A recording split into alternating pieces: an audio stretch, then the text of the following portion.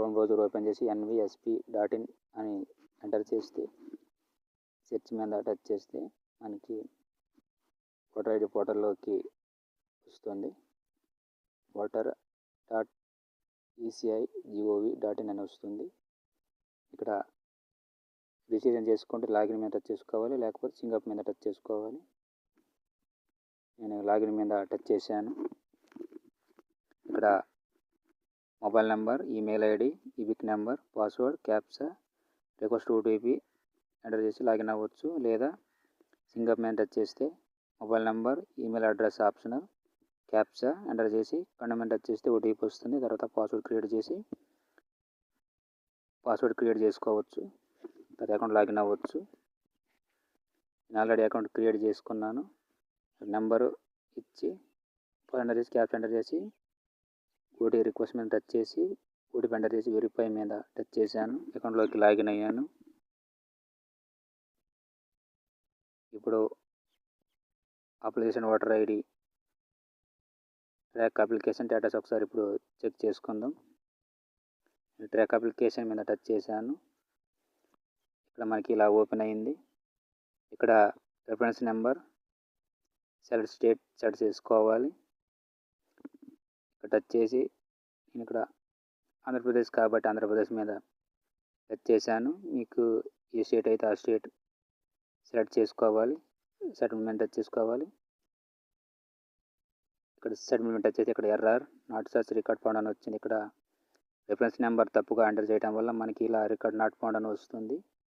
కరెక్ట్గా ఎంటర్ చేసి సబ్మిట్ మీద టచ్ చేస్తే మనకి కరెక్ట్గా ఓపెన్ అవుతుంది. దీనికి సమాధానం అది. తప్పుగా ఎంటర్ చేయడం వల్ల మనకి రికార్డ్ నాట్ ఫౌండ్ అని వస్తుంది. నేను కరెక్ట్గా ఎంటర్ చేశాను కాబట్టి మళ్ళీ రెండోసారి ఓపెన్ అయింది. ఇక్కడ సబ్మిట్ కరెక్ట్ వచ్చింది. బిఎల్ఓ అపాయింటెడ్ వచ్చింది. ఫీల్డ్ వెరిఫికేషన్ కంప్లీట్ అయింది. యాక్సెప్టెడ్ అయింది. ఇంకా ఎపిక్ కార్డ్ జనరేట్ అయిందా లేదనేది ఇక్కడ ఎపిక్ కార్డ్ కూడా జనరేట్ అయింది. నెంబర్ కూడా వచ్చింది. నాట్ డిస్పాచ్డ్ అండర్ ప్రింటింగ్ అని వచ్చింది. ఇంకా అది ప్రింట్ అవ్వలేదు. ఎపిక్ కార్డ్ అయితే జనరేట్ అయింది. ఒకసారి డౌన్లోడ్ చేసుకుందాం.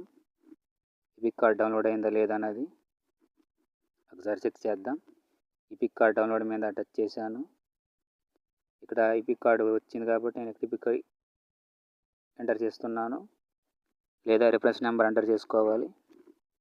నాకు ఈపిక్ నెంబర్ వచ్చింది కాబట్టి నేను ఇక్కడ ఈపిక్ నెంబర్ ఎంటర్ చేసి స్టేట్ సెలెక్ట్ చేసుకోవాలి. తర్వాత సెర్చ్ మీద టచ్ చేస్తే మనకు డీటెయిల్స్ అనేవి ఓపెన్ అవుతాయి. ఇప్పుడు సెర్చ్ మీద టచ్ చేశాను. ఇక్కడ ఈపిక్ కార్డ్ అయితే జనరేట్ అయ్యింది. ఇక్కడ the facility update your mobile number is available form 16 నింపాలి. కొత్త వాళ్ళకి అయితే ఆల్రెడీ వస్తుంది. పాత వాళ్ళకి అయితే ఫామ్ 18 నింపాలి. సెండ్ ఓటీపీ మీద టచ్ చేసుకోవాలి. ఇక్కడ ఓటీపీ వస్తుంది. ఓటీపీ ఎంటర్ చేసి వెరిఫై మీద టచ్ చేసుకోవాలి. టచ్ చేస్తే మనకి పిక్ కార్డ్ డౌన్లోడ్ ఆప్షన్ వస్తుంది. ఇక్కడ OTP verification done successfully download ఈ పిక్ అని వచ్చింది. ఈ పిక్ కార్డ్ని అయితే డౌన్లోడ్ చేసుకోవచ్చు. ఈ పిక్ కార్డ్ అయితే డౌన్లోడ్ అయింది. Congratulation your EPIC download. EPIC number has been successful generated.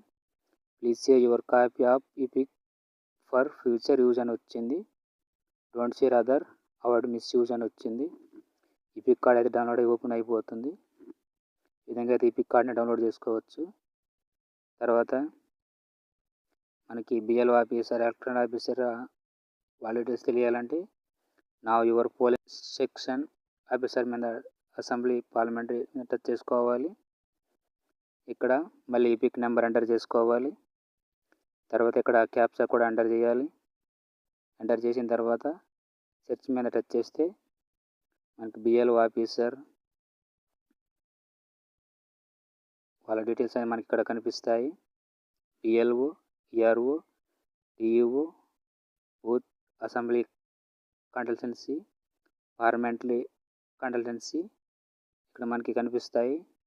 ఎక్కడెక్కడ ఉన్నదన్నది ఈ విధంగా మనకి బిఎల్ఓ ఎలక్ట్రానిక్ ఆఫీసర్ డీటెయిల్స్ అయితే తెలుసుకోవచ్చు.